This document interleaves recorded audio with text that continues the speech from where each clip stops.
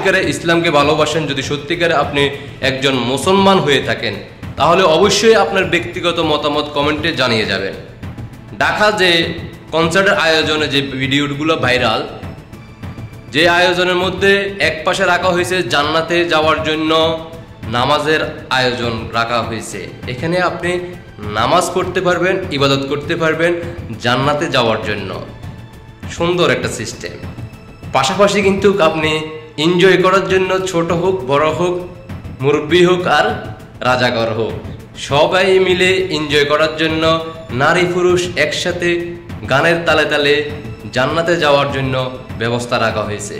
অন্যদিকে কিন্তু গায়ক গান গাইয়া সবাইকে আনন্দ উৎসব দিয়ে মানুষদেরকে খুশিতে মিউজিকের তালে তালে জান্নাতে যাওয়ার জন্য সবাইকে আমন্ত্রণ করতেছে জান্নাতে যাওয়ার জন্য।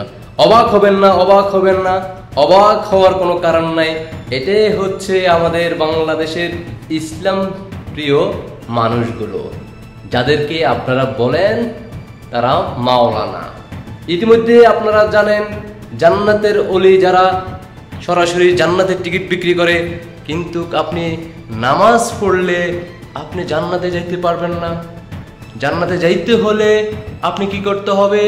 জামাত শিবিরে যোগ দিতে হবে, তাহলেই আপনি একমাত্র জান্নাতে যাইতে পারবেন। ইতিমধ্যে আপনারা সোশ্যাল মিডিয়াতে ভিডিওগুলো ফুটেজ আছে, আর যদি বিশ্বাস না হয় তাহলে দেখুন। নামাজ পড়লে আল্লাহ জান্নাতে দেবে এরকম একটা আয়াতও আমার চোখে ধরা পড়ে। এখানে যারা আছে আলেমরা, আপনি একটা আয়াতও বলতে পারবেন কিনা আমি জানি না, শুনলেন তো? নামাজ পড়লে আল্লাহ জান্নাত দেবে আমি পাই। এমনকি নামাজ পড়লে জান্নাত পাওয়া যাবে 100 ভাগ, এটা হাদিসেও আছে। মিফতাহুল জান্নাতি সালাহ, যেটা এই হাদিসের সনদ মতন আমি খুঁজে পাইনি, এই সনদ মতন ঠিক নেই। তার মানে আমার মনে হয় এটা একটা আরবি প্রবাদ। আপনাদের যারা কোরআন হাদিসের জ্ঞান আছে, আপনি আর একটু গবেষণা করবেন। মিফতাহুল জান্নাতি সালাহ এতদিন সে জন্মের পর থেকে শুনে আসছে যে নামাজ বেহেশতে কোনদিন পড়িয়েছে? আপনারা জানেন, আমরা যারা জানি, ছোটখাটো আমরা যারা মুসলিম প্রিয় জনগণ, আমরা সবাই জানি কিয়ামতের আগে এই ধরনের ভণ্ড হুজুরদের মধ্য দিয়ে কিন্তু আমরা আমাদের মুমিনদেরকে হারিয়ে ফেলব। কারণ তারা মানুষের আবেগ নিয়ে ইসলামকে ব্যবহার করে মানুষকে জাহান্নামের দিকে ছড়ে ফেলবে। ইতিমধ্যেই আপনারা কিন্তু ঢাকা শহরে কনসার্টের মধ্যে কোনো ধরনের জাহান্নামের কোনো অস্তিত্ব নাই। এখানে শুধু আনন্দ আর জান্নাত। একদিকে জান্নাতের ব্যবস্থা করা রাখা হয়েছে নামাজ কায়েম করার জন্য, নামাজের ব্যবস্থা রাখা হয়েছে। অন্যদিকে কিন্তু সবাই মিলে আনন্দ উৎসব করার জন্য, এনজয় করার জন্য ছেলেমেয়েরা ছোট বড় সবাই ঐক্যবদ্ধ হয়ে সেখানে এনজয় করতেছে।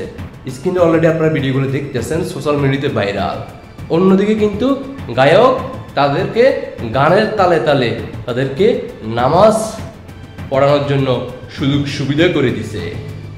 এটাই হচ্ছে বাংলাদেশের ইসলাম প্রিয় জনগণ, যারা সত্যিকারে কিন্তু তারা ইসলামকে ভালোবাসে আর জান্নাতের টিকিট বিক্রি করে।